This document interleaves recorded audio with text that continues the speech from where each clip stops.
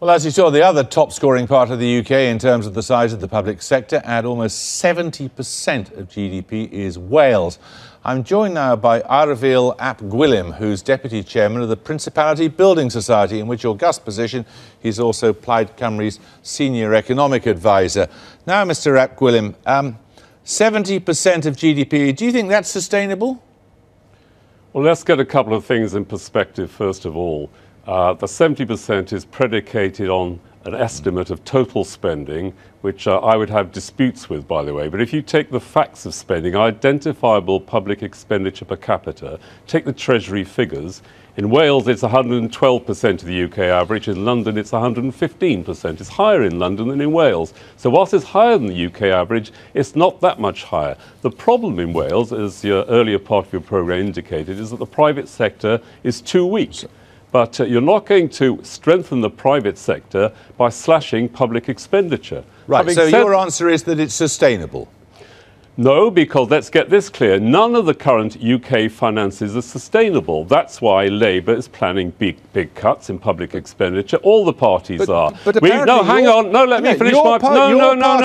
You let me finish my point. No, you let me finish my point. No. I've taken the UK Treasury figures. I wanted to ask you about something that is in your manifesto. You apparently say that there shouldn't be any cuts at all in Wales. That in fact, we should get more money. We do not say that. What we said, we recognise, in fact, I did the estimate that over the next 3 years under Labour government plans, the money coming to the Welsh Assembly is going to be cut by £2.8 billion. What we have said is we want a fair funding formula. There was an independent commission in Wales last year that said we were being underfunded by £300 million a year. So that's only £300 million, by the way, and that's what we're asking for. We recognise there are going to be cuts in Wales. Despite having just told me you are asking for more money. We're asking that we get the fair share of the money that should be allocated to Wales. So you are asking for more money? We're asking for a fair share. Can you explain why it is, given that per capita Wales receives more than any English region?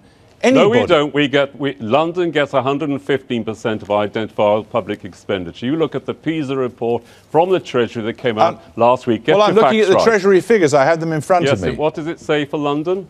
What per head? What does it say for London per capita? Yes. Per capita? Yeah, go on. The index. Give me the index. There's a table. You want this? This is the one. Yeah, I'll give you that. Sure. 115% of the UK average. Correct? No, it isn't. Well, 115%. There are thousands of statistics here. No, well, do your homework. We're looking at 7. I have done my homework. Well, why don't you see the 115% index then? And Wales is 112. You're referring to a more congenial chart. I'm looking at the figure per head. Yes. Is that the one you're looking at? Go on then, yes. Right. 9,464, correct? I haven't got it in front of me now. You tell me. You haven't got it in front of you. Is that the Wales number or the London number? No, that's the London number, according to that set of figures. Right, what's the Wales number? I want to ask you... What's the Wales number? God. Right, I will go Well, you're picking me up on numbers, so I'm telling you it's 115% of the UK average in London, 112% in Wales. Well, I don't have that chart in front of me. Well, you ought to have it in front of you if you've done your homework. Before you start saying that spending in Wales is much, much higher than every other part of the UK. No, I did not say that. I'm sorry, you've just misquoted me. I said than any English region. Right, well, London's in England, I think, isn't it? And it's not an English region. It is. If you look at the Treasury figures, it's analysed as a region. Right, so correct? You are...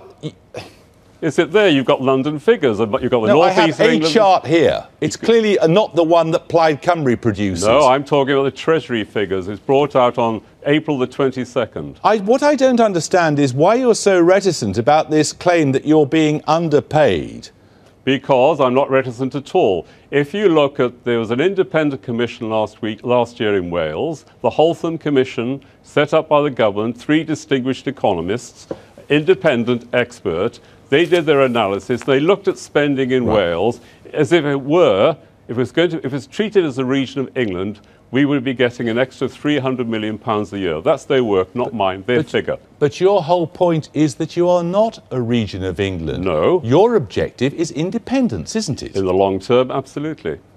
So what's the relevance of a comparison with England? Because at the moment all the taxes we pay go to London, then they're dispersed back to us. We're debating how those are dispersed back to us. All right. This is a very simple question. If you achieve your ambition of independence, are you seriously maintaining that you could then spend more money in the public sector in Wales? No, because independence is a medium to long-term aspiration. And what we have to do, by the way, that is wasn't my question. No, and I'm saying, well, I'm answering your question. I'm trying to. We need to get our economy moving. There's no doubt the private sector in Wales is weak. It's too weak. It needs to be improved. But the question is, are we going to improve that by in a differentiated way, targeting Wales for higher cuts than the UK average cuts? We know there are going to be big cuts in Wales. I've said my estimate is 2.8 billion over 3 years. The Wales Audit Office, an independent body, came up with a projection of 3 billion in real terms. We know there are going to be those cuts in Wales. What we're saying is we can't see the Tory policy of making cuts over and above that at this time makes sense. OK, Mr. Gwilym, thank you. Thank you.